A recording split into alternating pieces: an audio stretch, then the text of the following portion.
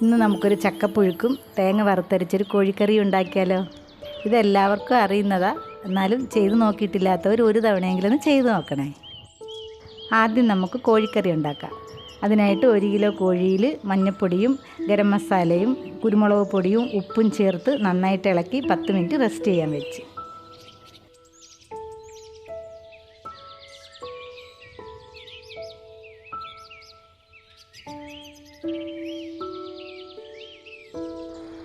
തേങ്ങ വറുത്തരച്ച കോഴിക്കറിയല്ലേ, ഇനി അരപ്പ് തയ്യാറാക്കാനുള്ള തേങ്ങ വറുത്തെടുക്കാം. അപ്പോൾ ഒരു ചട്ടിയിലേക്ക് 1 സ്പൂൺ വെളിച്ചെണ്ണ ഒഴിച്ച് 1 മുറി തേങ്ങ ചിരണ്ടിയതിട്ട് 5 കൊച്ചുള്ളി ചെറുതായിട്ട് അരിഞ്ഞതും കുറച്ച് കുരുമുളകും ഇട്ട് നന്നായിട്ട് വറുത്തെടുത്തു.